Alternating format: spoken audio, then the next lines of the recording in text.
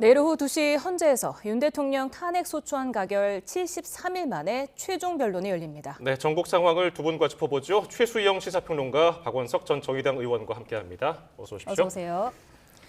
네, 내일 양측 대리인단이 각각 2시간씩 최종 변론을 하고 청구인인 정청래 국회 법사위원장 그리고 피청구인 윤 대통령이 최후 진술하지 않겠습니까? 네.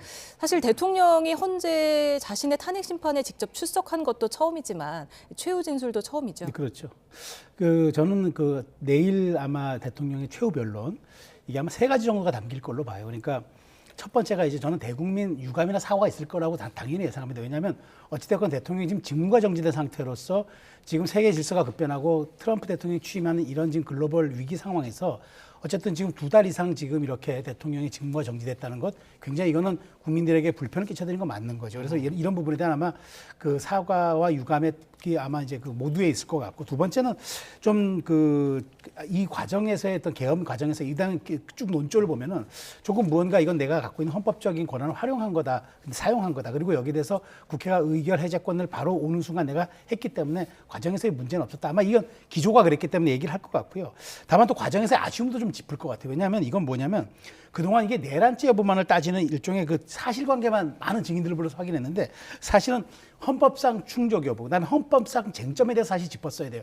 단심제에다가 이거는 대통령의 징계 심판이기 때문에. 그런데 그런 것보다는 오히려 굉장히 디테일한 쪽으로만 증인 신청이 갔단 말이죠. 아마 그런 점에 대한 좀 아쉬움을 얘기할 것 같고, 저는 마지막으로 이제 여기에 대해서 조금 승복과 존중의 메시지가 가야 된다고 봐요. 왜냐하면 대통령은 어쨌든 국민 통합의 최종 상태를 책임지는 분이기 때문에 어쨌든 지금 갈등으로 치닫고 있는 국민 여론 분열과 그다음에 이 결과가 나왔을 때 승복과 존중에 대한 이야기를 저는 뭐 하는 게 좀 맞다고 생각하는데 아마 대통령 측에서도 이 부분을 고려하는 것 같아요. 다만 하나 지적하고 싶은 거, 임기 단축을 전제로 한 개헌, 이 얘기는 저는 없을 거라고 봅니다. 왜냐하면 이거는 전혀 뭐 헌재를 설득시킬 수도 없을 뿐더러 대통령의 최후 변론은 대국민 메시지의 성격을 띠기 때문에 그렇게까지 나가지 않을 걸로 봅니다. 예, 무제한으로 발언을 할 수 있게 헌재가 허용했기 때문에 얼마나 얘기할까, 그리고 어떤 내용이 들어갈까, 의원님은 어떤 생각이세요? 일단 뭐 헌법재판소에서 마지막 당사자의 최후 변론이기 때문에 별도의 시간 제한을 두지 않기로 결정을 한 거고, 충분히 자기 얘기를 할 수 있을 만한 시간을 보장한다라는 게 이제 현재 취지인 것 같고요. 윤 대통령이 뭐 어느 정도 시간 동안 말씀을 하실지 모르겠는데, 일각에서는 뭐 한 40여 분 정도 준비를 하고 있다는 얘기도 있고, 그보다 더 길게, 워낙에 또 말씀이 많은, 말씀하시길 좋아하는 스타일이다 보니까 하지 않겠나 이런 예상도 있습니다. 문제는 이제 어느 정도 시간을 말할 거냐보다 어떤 내용이 담길 거냐가 중요할 것 같은데, 예. 지금 국민의힘 일각에서도 그렇고 좀 전에 우리 최수영 평론가께서도 말씀하셨는데, 어쨌든 대국민 사과나 헌재 결정에 대한 승복의 메시지가 담겨야 되지 않느냐, 이런 바람이나 기대가 있는데, 지금까지 헌법재판소에서 이제 변론 전략이나 혹은 변론 태도로 봤을 때 과연 그런 내용이 담길까에 대해서 여전히 조금 의문입니다. 이제 그보다는 본인이 이제 이 비상계엄 선포에 이르게 된 어떤 뭐랄까요, 불가피성 이런 것들을 강조하고, 그 과정에서 절차적인 위법이 없었다라는 점을 강조하는 게 주 내용이지 않을까 싶고, 더 나아가서 이게 내란이 될 수 없다라는, 또 형사재판도 이제 앞으로 예정이 돼 있기 때문에 그에 대한 어쨌든 이제 본인의 주장을 하는 내용이 주로 담길 것 같고요. 지난 12월 12일 날 저는 일종의 이제 윤 대통령의 대국민 메시지의 예고편을 이미 보여줬다고 생각합니다. 그때 이제 그런 내용이 고스란히 담겼거든요. 예. 때문에 여권 일각에서 기대하는 것처럼 대국민 사과나 헌재 결정에 대한 승복, 이런 메시지가 담기지 않을 가능성도 있고요. 더군다나 지금 이제 윤 대통령 지지층 같은 경우에 헌재 결정에 대해서 불복하겠다, 이런 어떤 심리나 정서가 굉장히 강한 상황에서 그동안에 이제 지지층하고 교감을 굉장히 중시해 왔고, 지지층을 향한 결집의 메시지를 계속 던져왔던 윤 대통령의 그간 태도로 봤을 때 아마 내일도 그런 기조를 유지하지 않을까 이렇게 예상합니다. 네, 아니 권성동 국민의힘 원내대표가 국민에 대한 사과 그리고 대통령 명령과 지시를 따른 사람에 대한 선처 요청이 들어가야 하지 않나 이렇게 생각한다고 말을 했고, 조경태 국민의힘 의원도 양심적으로 크게 사과하는 게 도움이 된다라고 말했는데 사과를 안 할 가능성을 더 높게 보시는 건가요? 그러니까 그게 이제 여권의 기대인데요. 과연 기대대로 윤 대통령이 그런 대국민 사과나 혹은 헌재 결정에 대한 뭐 승복의 메시지 이런 거를 분명하게 담을지 저는 여전히 좀 미지수라고 봅니다. 그간에 사실 그럴 기회가 충분히 있었거든요. 근데 그럴 기회가 충분히 있었음에도 불구하고 국민들에 대해서 주남 비상계엄을 선포한 것이 잘못됐다. 이걸 인정하고 그로 인해서 대통령 탄핵과 헌정 공백을 초래한 것에 대해서 사과하는 그런 메시지를 단 한 번도 얘기한 적이 없습니다. 근데 갑자기 그걸 최후 변론에서 담을 가능성보다는 이제 기존 입장을 유지할 가능성이 크다고 생각하고요. 물론 윤 대통령이 마지막 최후 변론에서까지 이 상황에 이르게 된 데 대해서 대국민 사과를 하지 않으면 그만큼 이제 여권이 굉장히 곤란해질 수 있습니다. 그래서 여권에서는 그게 좀 담겼으면 하는 기대가 있는 것 같은데요. 이제 그런 기대에도 불구하고 윤 대통령이 그 메시지를 담을 가능성이 현재로서는 좀 크지 않다고 보고요. 이게 어떻게 보면 이제 본인의 정당성을 계속 주장해 왔던 자기 입장하고 좀 배치되는 측면이 있거든요. 마지막에 사과를 담는다는 게. 그래서 더더욱 어떻게 보면 윤 대통령이 그 메시지를 마지막에 담을 가능성이 높지는 않아 보입니다. 저는 조금 다른 게, 그러니까 이게 당위론적 이야기는 아닌데 뭐가 있냐면 이게 사실 헌재 재판관들을 향해서 최후 변론하는 형식은 그런데 사실 내용을 보면 이게 전 국민에 끼치는 영향이 있단 말이죠. 일종의 대국민 호소문 내지는 대국민 메시지의 그 성격을 띠기 때문에 저는 평의를 앞두고 그러면 이제 앞으로 이 대통령의 최후 변론이 아마 평의 과정을 통해서 헌재 재판관들에서도 굉장히 많은 것들이 있을 겁니다. 그러니까 개전의 정을 얘기하는 것이 아니라 대통령이 이 상황 인식을 어떻게 하느냐, 그다음에 국민 통합의 최종 책임권자로서 이 상황에 대해서 사후에 대해서도 어떻게 이 인식을 하고 있는가, 이런 점들은 평의에서도 굉장히 중요하게 작용할 수 있기 때문에 저는 권 원내대표라든가 다른 분들이 얘기했던 것이 일종의 뭐 당위론적으로 얘기하는 것이 아니라 대통령의 재판 전략 차원에서도 이런 부분들은 최고위 공무원으로서의 그런 책임감과 아울러서 그 다음에 향후 어떤 결과가 오더라도 내가 보여줄 수 있는 비전과 그에 대한 역량이라는 점에서 저는 이런 부분들은 아마 오늘 밤 사이에라도 고려될 수 있을 지점으로 봅니다. 예. 지금 이 헌법재판소 건과 별개로 또 구속 취소권 중앙지법에서도 지금 고민을 하고 있을 텐데 윤 대통령 측에서는 탄핵이 기각된다면은 구속도 취소해야 한다고 주장을 하고 있거든요. 네. 이거는 어느 정도로 보십니까? 저는 뭐 탄핵이 기각된다면 그건 정치적으로 이미 그거는 말하자면 사면을 받은 거잖아요. 자, 그렇다면은 이제 법률적인 게 남았는데 내란 외환의 죄를 짓지 않고 소추되지 아니하는 게 대통령인데 어쨌든 지금 내란죄 수사는 진행되고 있지만 이 내란죄 수사의 첫 단추가 잘못 끼워졌단 말이에요. 일단 기본적으로 수사권이 없는 공수처가 한 것과 그다음에 그동안 공수처의 말이 거짓으로 일부 드러났죠.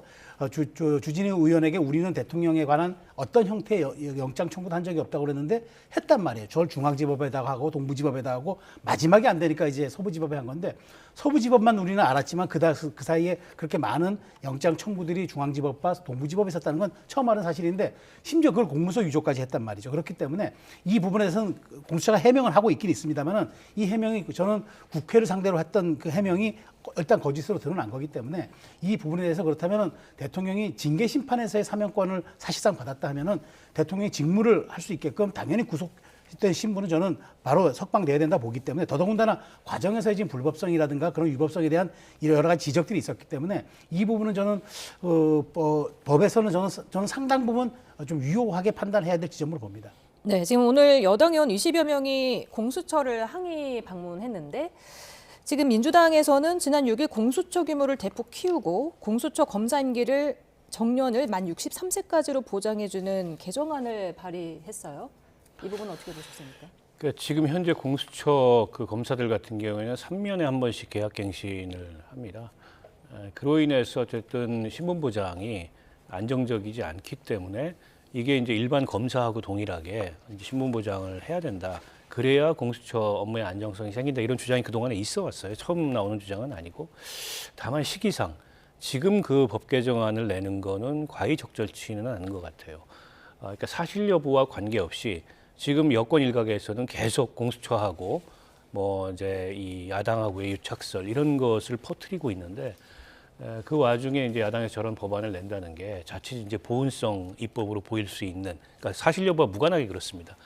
때문에 오해를 불러일으킬 수 있어서 지금 저런 법안을 내는 건 바람직하지 않고요.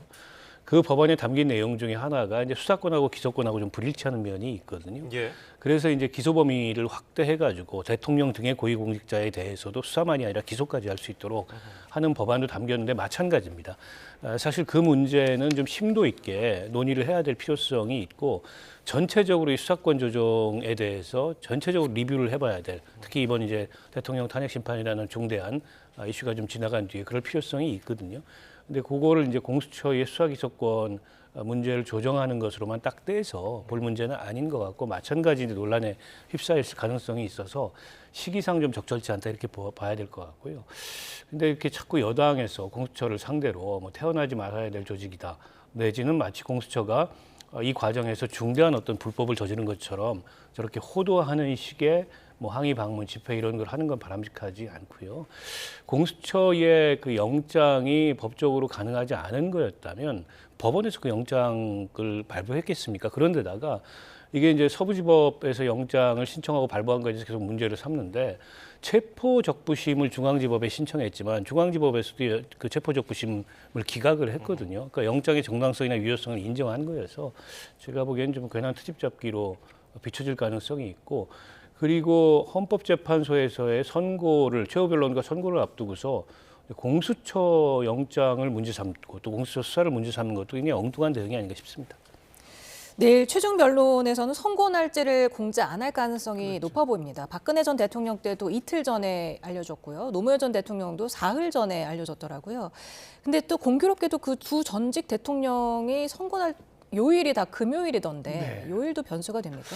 글쎄요, 그 뭐 저 건재건 저 고유 권한이기 때문에 참 예측하기 어렵습니다만은 우리가 그럼 과거에 두 개의 이제 탄핵 심판 사례를 가지고 이제 우리가 분석할 수밖에 없는데 그렇다면 이제 통상 2주 후에 이제 선고가 이루어졌고 그다음에 금요일 날 이루어졌고 그러니까 그 모든 이제 그 교집합 부분들을 쭉 본다 그러면 그다음에 3일 전에 알려졌고 저는 그래서 만일 나온다면 3월 14일이 되지 않을까 조심스럽게 예측하는 전망은 그 기간이 이제 2주를 조금 넘는 시간에다가 그다음에 그 과거에도 통상적으로 다 금요일 날 해왔기 때문에 그 관례를 또 따른다면 이번에도 금요일이 될 가능성이 높고 3월 7일이 조금 어려운 이유는 만일 인용이 되든 뭐 그건 그거 가봐야 되겠지만 만일 또 인용이 된다 그러면은 대선을 신경 쓰지 않을 수 없는데 그렇다면 그게 5월 7일이 돼버리면은 그게 그 사실 연휴 초과 그 연초 그러니까 5월 초의 연휴와 굉장히 관련이 있어서 이 모든 것을 뭐 헌재가 저는 사법적인 측면만 고려한다고 보겠지만 여러 가지를 감안한다면 좀 심사숙고하고 그다음에 대통령이 최종 변론이라는 게 처음 있었잖아요. 지난번 두 번의 탄핵 심판에서는 대통령이 나와서 하지 않고 변호인단이 이렇게 했는데 이번은 대통령이 나와서 내일 뭐 얼마 시간 할지 모르겠습니다만 정말 1시간 가까이 했다. 그럼 이걸 가지고 평일을 좀 더 해야죠. 왜냐하면 이런 중요한 마지막에 이제 그런 기준일 수 있기 때문에 그런 걸 고려한다면 저는 조심스럽게 3월 14일쯤이 아마 선고 날짜가 되지 않을까라고 저는 개인적으로 조심스럽게 전망합니다. 결과 예상은 어떻게 하십니까? 글쎄요, 저는 결과는 지금 현재 분위기 뭐 헌재가 하겠지만 저는 뭐 설령 뭐 인용이 된다 하더라도 저는 흔히 밖에서 얘기하는 8대0 아닐 것 같습니다. 저는 굉장한 치열한 걸 통해 가지고 찬반이 정말 갈릴 것 같아서 예측하기 좀 어렵다고 좀 생각합니다. 8대0이 아닐 거라고 하시는데 어떻게 보세요? 그 저는 뭐 전원일치 결정이 날 거라고 보고요. 박근혜 전 대통령 그 탄핵 심판 때도 박 전 대통령 측이 임명한 헌법재판관이 다수였기 때문에 아마도 기각되지 않겠는가 이런 관측이 많았고 설사 인용이 된다 하더라도 엇갈릴 거다 이런 관측이 많았는데 헌법재판관들도 이 우리 헌정 체제의 안정성 이런 걸 굉장히 고려하거든요. 그랬을 때 이제 만장일치의 결론이 가장 바람직하다라는데 특별한 이견이 없을 거라고 봅니다. 물론 그 과정에서 진통이 있을 수는 있고 때문에 이제 평의를 통해서 그걸 조정해 나갈 텐데 더구나 이번처럼 내란이라는 굉장히 엄중한 사태가 포함되어 있는 이 대통령 탄핵 심판에 있어서 자칫 이게 이제 결정이 엇갈렸을 때 이제 그로 인한 혹폭풍 이런 것도 현재로서는 고려하지 않을 수 없을 것 같거든요. 제가 보기에는 뭐 전원일치 파면 결정이 나올 가능성이 가장 높다 이렇게 생각하고요. 시점에 대해서는 전례로 봤을 때 뭐 11일 걸린 적도 있었고 또 2주 걸린 적도 있었고 이제 금요일 날 선고를 했기 때문에 이제 그런 전례로 그런 전례들을 이번에도 참고는 해야 되겠습니다만 꼭 그대로 되리라는 보장은 없습니다. 어쨌든 헌법재판관들 사이에 이제 의사 합의가 이루어지면 바로 선고할 수 있는 환경이 되는 거고 그에 따른 이제 주요 논리나 또 일종의 이제 결정문을 작성하는 어떤 실무적인 거는 이미 뭐 거의 어느 정도 돼 있을 거라고 봅니다. 때문에 그렇게 오랜 시간이 걸리지 않을 수도 있다. 그러니까 2주 이전에 결론이 날 수도 있다 이렇게 보고요. 물론 헌법재판관들이 그로 인해서 이제 대선이 열리게 됐을 때 그 대선 투표 날짜나 이제 그에 따른 여러 가지 고려 사항들 뭐 이런 거는 제가 보기에는 염두에 두지 않을 가능성이 좀 높습니다만 설사 그걸 염두에 둔다 하더라도 제가 보기에는 뭐 꼭 이걸 갖다가 그 2주를 꽉 채워가지고 혹은 그걸 넘겨서 결정해야 될 그런 필요성은 없다고 봅니다. 예. 내일은 윤 대통령 탄핵 심판 최종 변론이고 모레는 이재명 대표 선거법 2심 결심 공판입니다.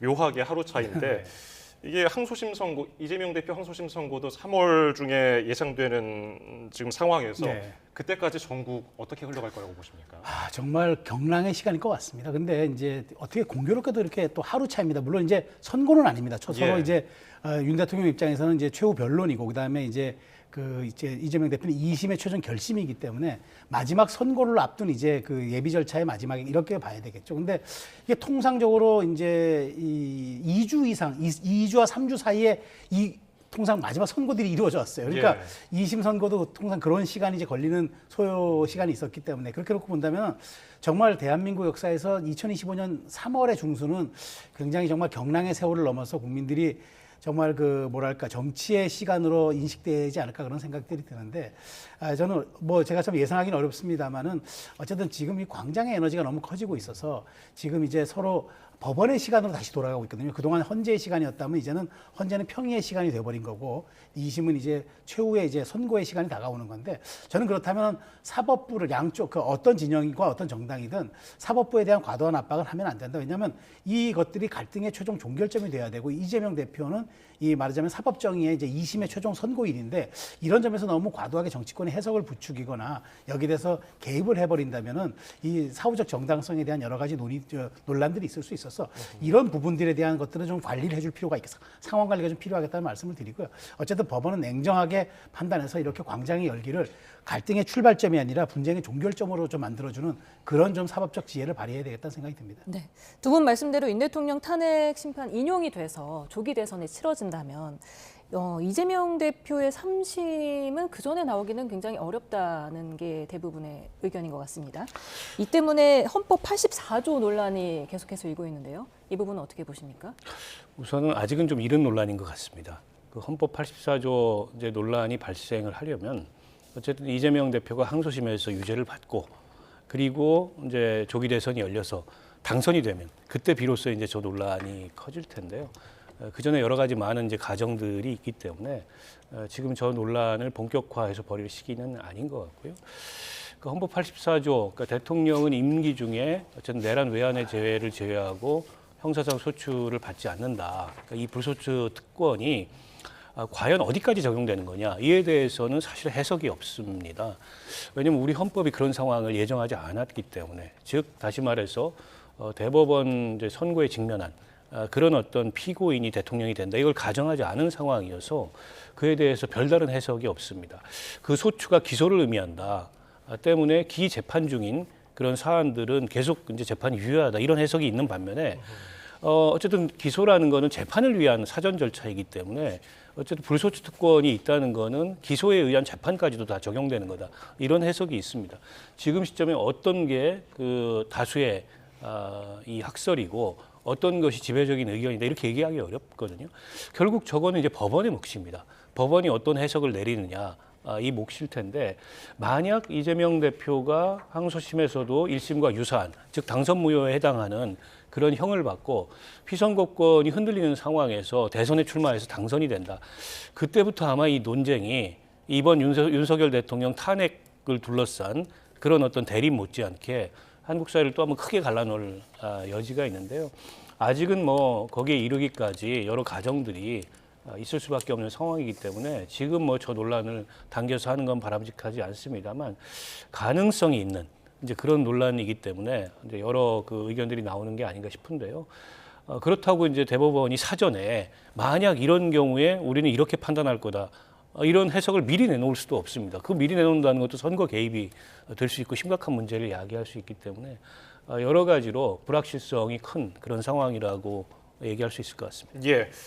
이재명 대표의 중도 보수론도 계속해서 갑론을박인데 과거에 뭐 김대중 전 대통령의 DJP 연합 뭐 그것과는 맥락이 또 다르다는 비판도 네, 있고요. 그렇죠. 어떤 걸 뭐 벤치마킹했다고 보시는지요? 저는 벤치마킹이라기보다는 이제 굳이 했다 그러면 박근혜 정부가 출범했을 당시 일종의 경제 민주화론을 좀 차용했다고 봐요. 그러니까 보수 정부에서 갑자기 진보의 영역의 아젠다를 꺼내들면 이게 중도 확장에 도움이 되거든요. 근데 이제 이런 것들은 이제 이를테면은 박근혜 전 대통령 같은 경우에 당시 선거 캠페인에 김종인 그 선대위원장을 끌어들임으로써 그걸 가시화시켰어요. 그러니까 저것이 단순히 레토릭, 일종의 말의 수사가 아니라 사람을 갖다 놓음으로써 일종의 팀의 정책으로 만들었던 것이 있는데 이재명 대표는 그게 그런 흔적이 없이 오직 입으로만, 그러니까 발의 흔적을 보이잖아요. 정치인의 어떤 그런 축적된 상징 자본을 보려면 입을 보는 게 아니라 우리가 발을 보는 겁니다. 이재명 대표 하면 기억나는 게 뭡니까?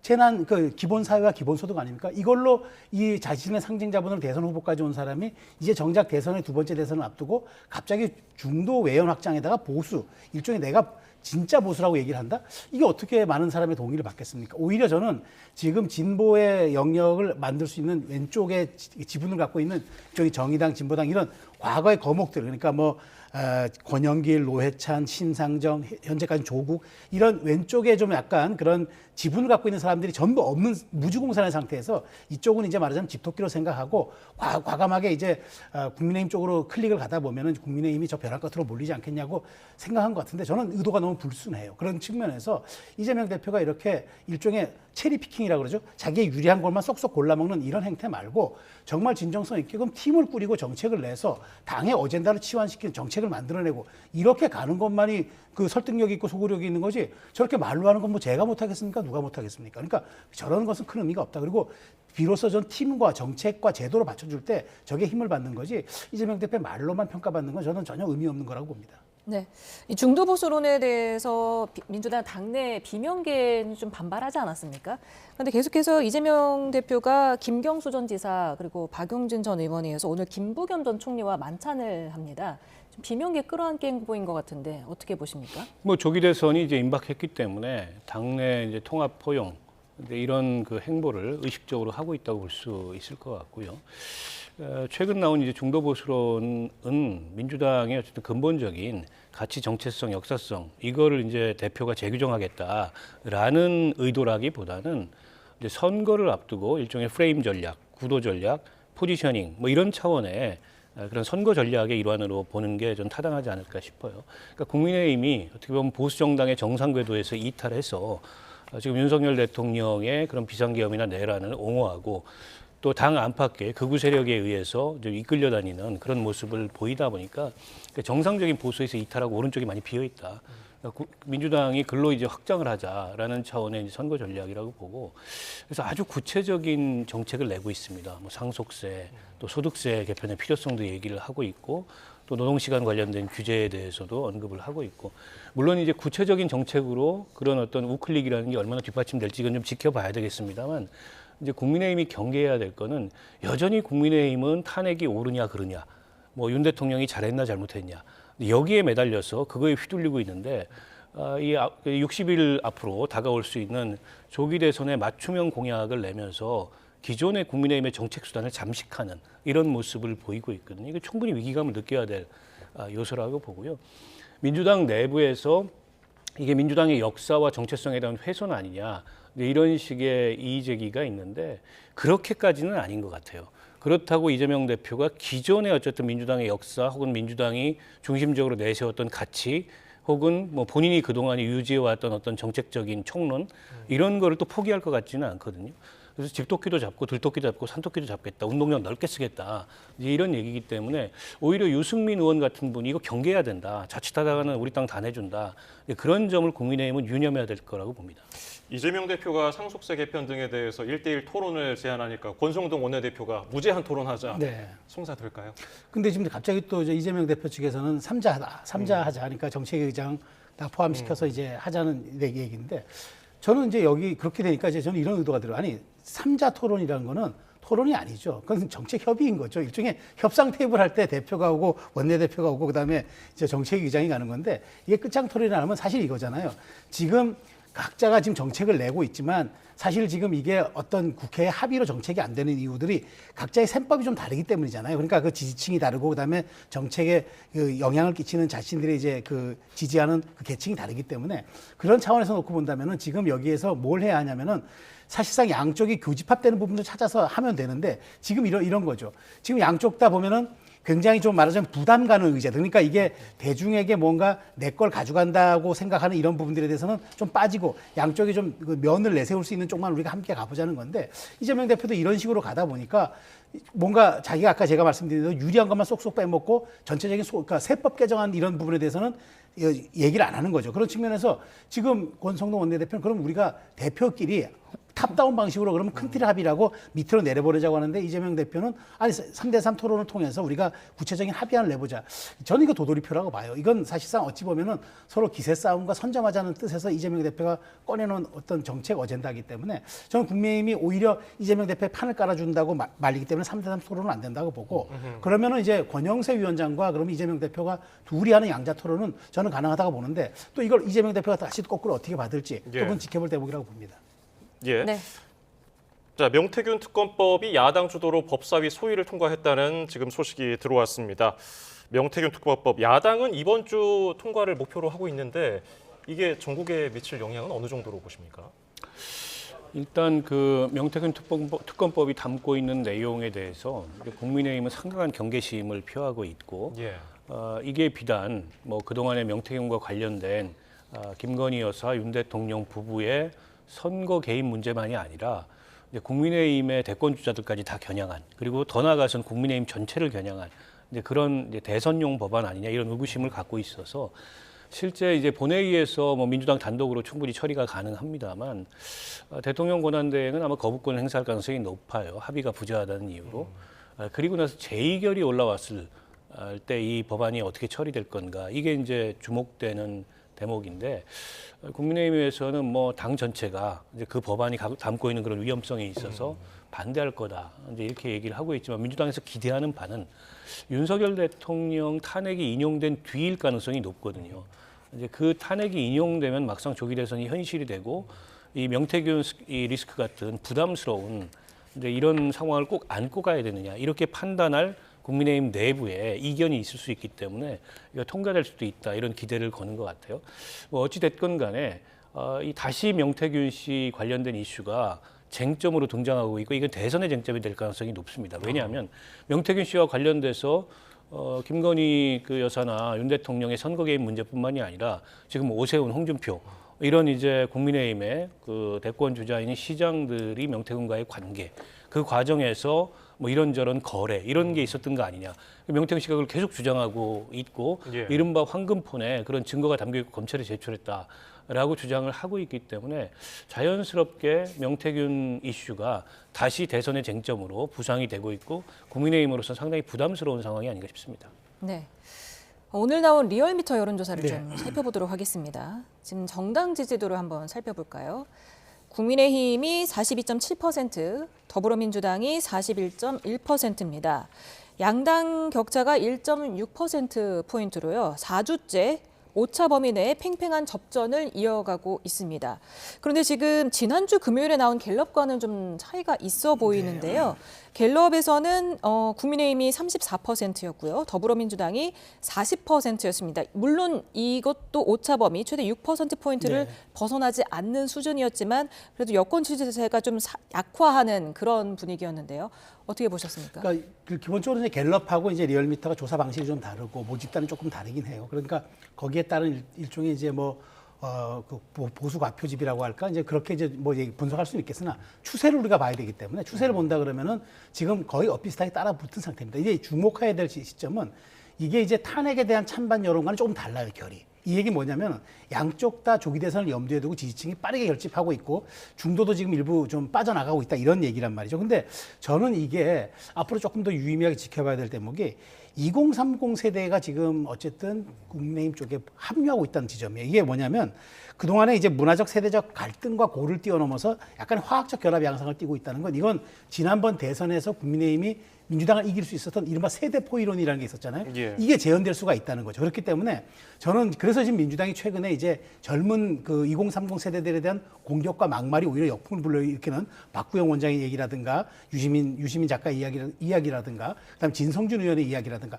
지금 보면은 2030에 대해서 굉장히 공세 포인트를 놓는 것은 이걸 두려워하는 것 같아요. 그러니까 국민의힘과 2030이 결합하게 될 경우에 이게 세대포 이론이 또다시 재현될 수 있기 때문에 수도권 승부나 이런 쪽에서도 굉장히 우리가 어려울 수도 있겠다. 이런 측면에서 선제적 공격을 강한다고 보고, 다만 저는 지금 이 상황도 어찌됐건 지금 이 탄핵 인용이냐 기각이냐 전에 주세기 때문에 저는 그 결정이 난 다음에 나올 수 있는 여론조사를 딱 한 번 더 보고 분석하는 게 가장 맞고, 현재로서는 이거는 양쪽의 지지층이 빠르게 결합하고 있고 중도가 조금씩 빠져나가면서 조기 대선을 인지하고 있다. 이런 추세로 해석하는 게 맞지 않을까 봅니다. 예. 이 대표의 중도 보수론이 변수가 된 영향이라고 보십니까? 아니면 어떤 다른 해석이 있으십니까? 뭐 그 점도 영향을 일부 미쳤을 수 있는데요. 결국 이제 중도층의 마음이 국민의힘에서 많이 떠나고 있다. 그러니까 윤 대통령이 헌법재판소에 직접 출석해서 탄핵 심판에 대한 자기 변론을 한 게 그다지 효과적이지 않다라는 게 저 여론조사 흐름으로 증명이 되는 것 같고요. 또 이제 장외에서 강성 지지층이 결집하면서 굉장히 강한 메시지를 내고 있는데, 그게 어쨌든 집토끼가 결집하는 데는 효과적인지는 몰라도 이제 민심의 바로미터라고 볼 수 있는 중도층 여론에는 그다지 긍정적인 영향을 미치지 않고 있다. 이런 걸 보여주는 지표나 흐름이 아닌가 싶습니다. 근데 그동안에 이제 국민의힘에서는 또 요 얼마 전 시점에는 여론조사상 나타나는 흐름이 민주당은 정체되고 국민의힘 결집하는 모습을 보이니까 봐라. 결국 이제 이 여론조사가 이렇게 나타나는 걸로 봤을 때 지금 탄핵에 대해서 강하게 반대하고 어쨌든 윤 대통령을 좀 지키는 포지션으로 가야 된다. 이래서 국민의힘 의원들이 뭐 면회에 줄을 서고 했던 모습이 있는데, 최근에 저런 여론조사가 나오니까 여론조사만 가지고 어떻게 이걸 우리가 신뢰할 수 있냐, 또 입장을 좀 바꿨어요. 그래서 지금 이제 국민의힘으로서는 고민이 그걸 겁니다. 막상 탄핵이 인용되고 조기 대선이 현실이 되면 그걸 불복할 방법은 없고, 불복한다는 것은 중간층 민심하고 더 멀어지는 건데, 그러면 이제 입장을 바꿔야 되거든요. 그때 이제 당 안팎의 강성 지지층들과 충돌하게 될 그런 상황을 어떤 정치력으로 이걸 뚫고 나갈 건가. 지금 국민의힘 지도부가 실은 이제 그런 상황이 곧 올 것임에도 불구하고 계속 헌법재판소 흔들기, 또 마치 이제 탄핵 이 정당성을 주장하는 윤 대통령의 입장에 동조하는 듯한 모습을 보였거든요. 저는 그런 면에 비춰봤을 때 현재의 지도부로 대선을 치르는 게 과연 국민의힘으로서 맞는 그런 판단일까, 이런 생각도 듭니다. 예, 오늘 말씀 여기서 줄이죠. 최수영 시사평론가, 박원석 전 정의당 의원이었습니다. 두 분 감사합니다. 감사합니다.